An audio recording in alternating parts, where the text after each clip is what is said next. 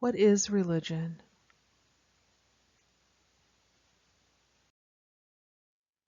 Usually, when we begin studying a subject, we'd like to define it. Like, for example, if we're botanists, we might want to know what the definition is of a plant so that we can know what our subject matter is. That is, we can analyze its parts. We can tell where it begins and ends. We can also limit our subject, so we know that we're interested in the flower and not the squirrel. And we also know that this isn't the kind of plant we care about. A definition will also help us center our subject matter. We know we care about the plant, and so we care about things like sunlight, oxygen, and water because of the way they interact with the thing we really care about, which they aren't. Unfortunately, defining religion turns out to be more difficult than defining something like a plant or a rock. Why is that? Well, one popular explanation for that is that the religions are so different. There are just so many of them. They don't have just one thing that makes them religions and religions different from other things. But really, when we come to think of that, can we take that explanation seriously? Besides, how did you even know those different things were religions if you didn't already have a definition of religion in your head?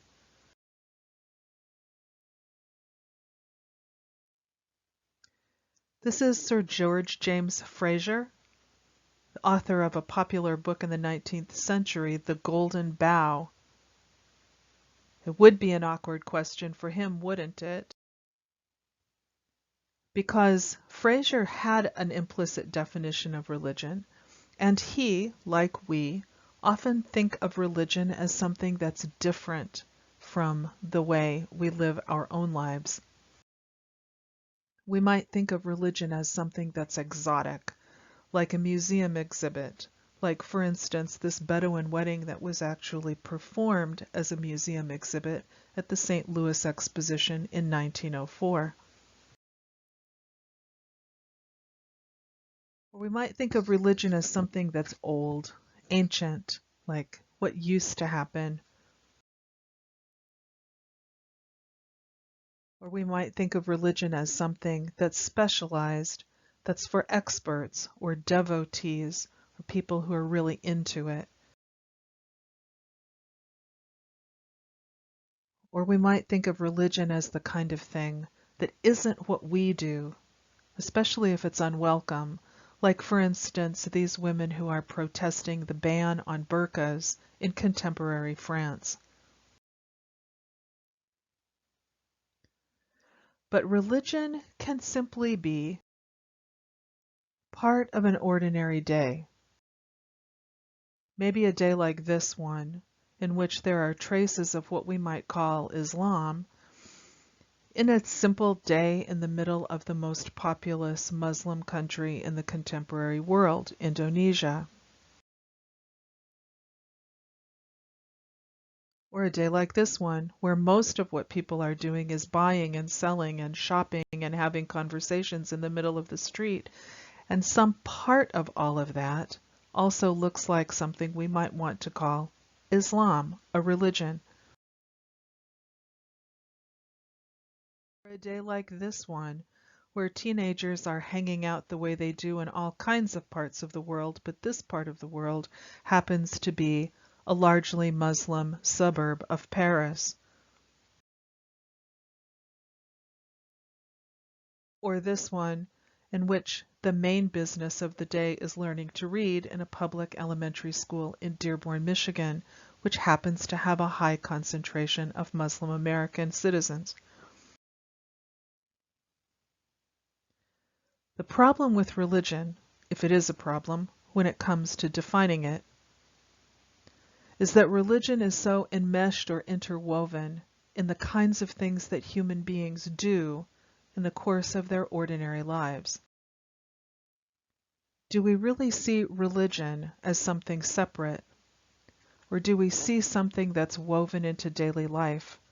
We look at the men in the foreground of this picture and we're inclined to say that they are an example of religion because we see their distinctive form of dress. But really, when you come to think of it, what makes them more religious, necessarily, than the folks who are walking by in the background? Maybe religion is something, maybe religion is something invisible. How do we know that there isn't a lot of religion going on in the scene that's depicted in this picture? Just because the young men aren't wearing distinctive clothing or having distinctive gestures doesn't necessarily tell us that they are less religious.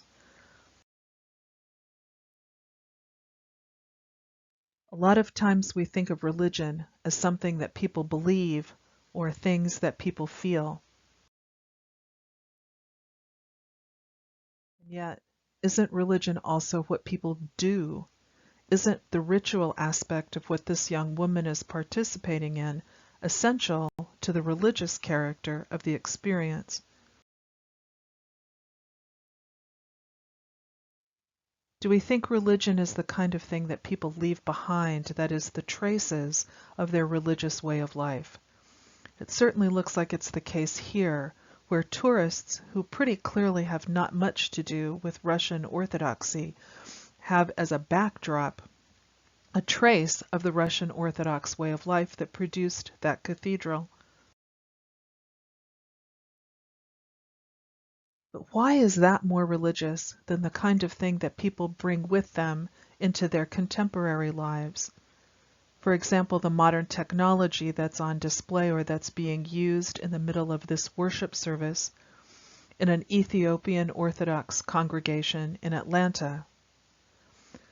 And when we come to think of it, there are a lot of institutional realities that are part of the worshiping life of this congregation too. They have to be a 501c3 corporation. They have to have a church board. There are a lot of practical sides to being able to conduct religious life in a contemporary United States. In fact, religion may not be one thing. Religion is really many things. One definition of religion may not be enough. We might need to keep that in mind as we go about our study of religion.